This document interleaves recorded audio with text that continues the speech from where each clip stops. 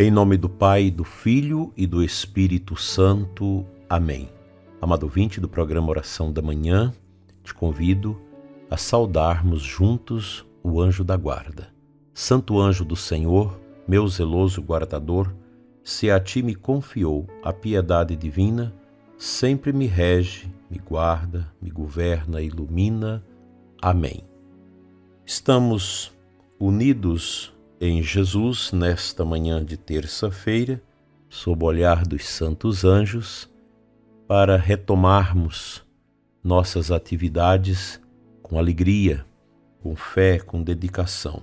Nosso abraço a você, aqui da nossa Diocese de Formosa, você de outros lugares e você também, brasileiro, que nos acompanha de outros países. Muito obrigado por rezarmos juntos. Formamos esta unidade orante da família Oração da Manhã, suplicando a Deus pela nossa santidade pessoal, pela nossa conversão, pelo nosso arrependimento e também pela evangelização dos povos, pelo crescimento espiritual nas nossas comunidades e paróquias, suplicando ao bom Deus que nos dê a graça da evangelização. Evangelizar, levar Jesus a tantos corações.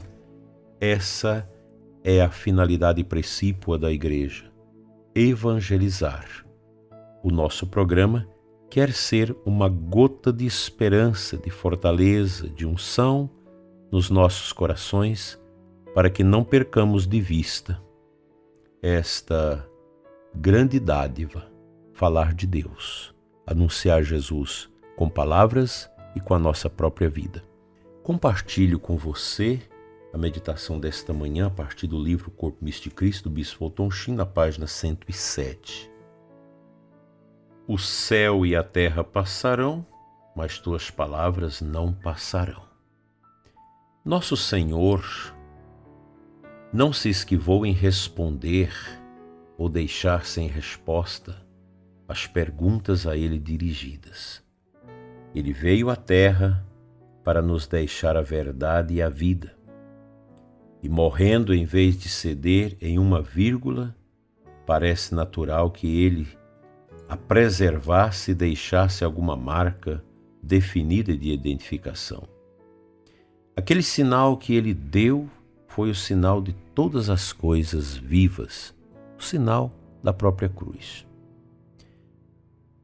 Da mesma maneira que toda a vida se manifesta pela unidade de seu organismo, como a unidade do corpo se manifesta por uma cabeça que é a fonte dos movimentos de todo o corpo. Na ordem orgânica, a cabeça é o símbolo da unidade da vida. Pernas e braços, músculos e tendões podem ser amputados sem necessariamente destruir a unidade da vida. Mas o corte da cabeça, o centro de sua unidade, significa o fim da vida.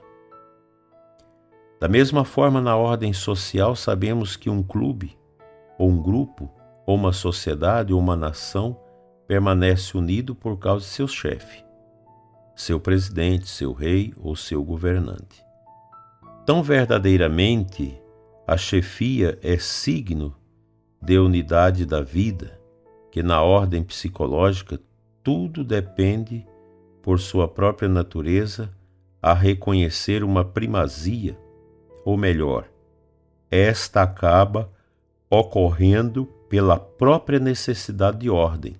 Em uma criança, por exemplo, há uma complexidade, um cruzamento de atividades e funções. Algumas vegetativas, outras emocionais, outras conectivas, outras mecânicas, outras vitais. À medida que a criança se desenvolve, porém, essa variedade de atividades se torna cada vez mais una até o momento em que a criança se torna consciente de sua personalidade e assume todas essas variadas manifestações da vida sob a primazia do ego, com o uso da promessa pessoal. Eu. A vida, então, por sua própria natureza, expressa sua unidade em um centro de referência, em um cérebro, em uma cabeça, com um primado da personalidade. Portanto, se a vida de Cristo e sua igreja é una, a óbvia maneira pela qual poderíamos esperar que Cristo identificasse seu corpo após sua ascensão seria através de uma cabeça visível ou de um primaz.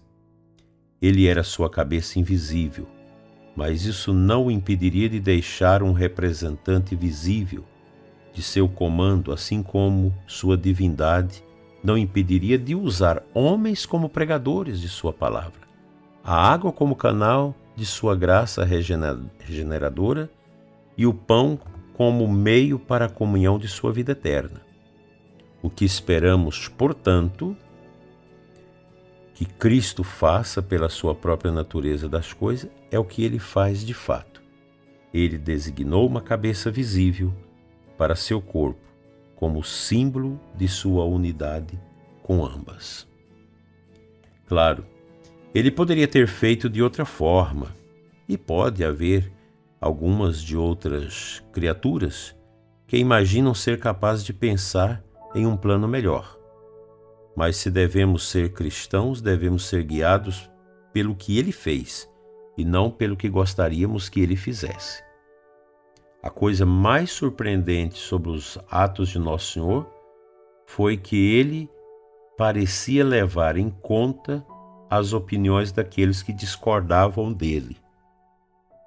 É um indício da paciência de Deus com suas criaturas obstinadas, que ele considerasse os pontos de vista delas antes de impor a sua própria vontade. Que bonito, prezado ouvinte, esta consciência da fortaleza de Cristo que move a Santa Igreja. Cristo quis que fosse assim, que a Santa Igreja fosse movida por ele. Mesmo nós, sacerdotes, Papa, bispos, que estão à frente da Igreja, nós não temos uma autonomia para realizar indicativos fora daqueles que Jesus fez e indicou. Nós não podemos criar nova doutrina, não podemos modificar a Igreja de Cristo. De maneira alguma. Nós sabemos que cada época, cada tempo tem uma espécie de ventania. E nós precisamos conhecer essas misérias, essas tentações, essas oposições que se fazem a Cristo, mas sem jamais ceder. Cristo é a verdade. A verdade não se discute. Não se discute o seu primado na igreja como cabeça da igreja. Não se discute mudar o seu evangelho. Jamais. Até porque nós podemos lembrar aquela temática do Ano Santo 2000, com o Papa João Paulo II, que tinha aquelas 5 pombinhas, cada uma representando uma cor do continente, e ali no meio a palavra, Cristo mesmo, ontem, hoje e sempre. Nosso Senhor é sempre o mesmo. Deus é Deus. Deus é sempre Deus. Não muda. A igreja, ela é governada por esta cabeça espiritual, que é nosso Senhor Jesus Cristo. Também todos nós, na nossa vivência espiritual, somos conduzidos pela força de Cristo. Nada maior do que isso. Que nosso Senhor nos ajude a compreender esses mistérios para melhor lhe servir, amar e adorar.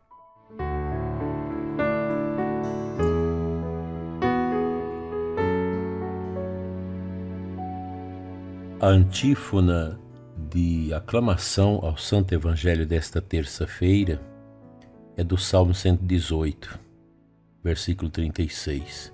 Inclinai meu coração às vossas advertências e dai-me a vossa lei como um presente valioso.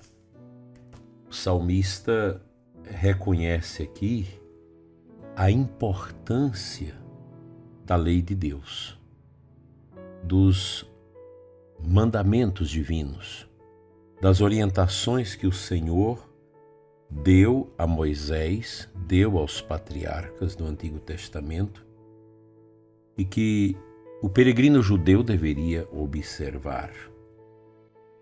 E o salmista se coloca como esse peregrino, esse pobre de Deus, que quer inclinar o seu coração às advertências de Deus. Para que isso?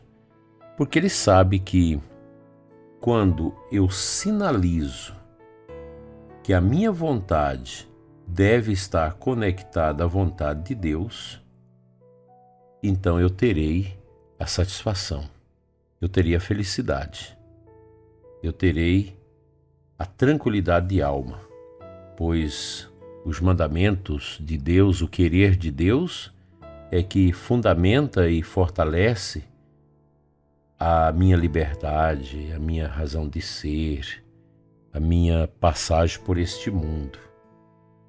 Então a lei, ela é um presente para o salmista.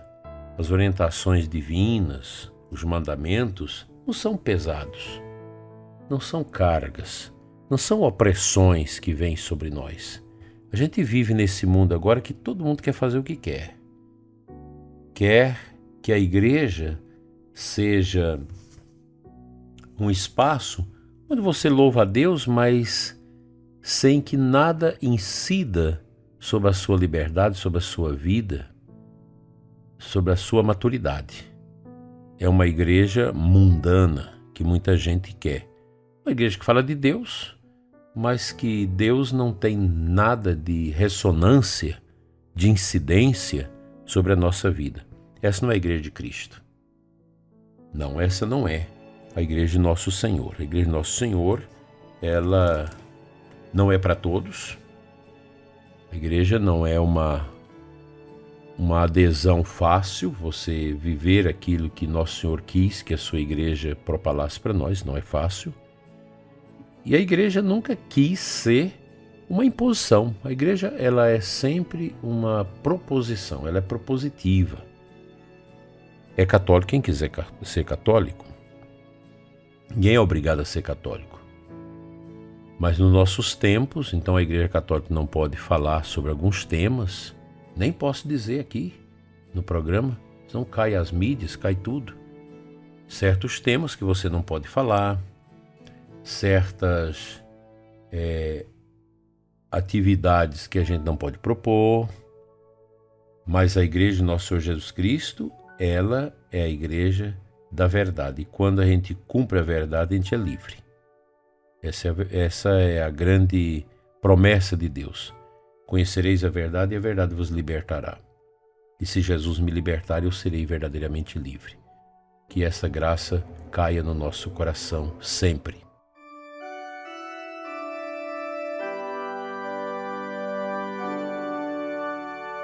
Eu peço a Deus neste momento pelos doentes, são muitos enfermos que escutam o nosso programa, inclusive cancerosos, pessoas terminais, pessoas que passam por grandes provações. Senhor nosso Deus e Pai, abençoa, cura, liberta, restaura, dê vitalidade, fortaleça o coração dos enfermos que nos assistem, para que levante o ânimo e possam correr sempre aos teus braços, Senhor. Fica, Jesus amado, no coração dos que sofrem. Amém. O Senhor te abençoe e te guarde, em nome do Pai, do Filho e do Espírito Santo. Amém. Fique em paz, um bom dia para você e a sua família.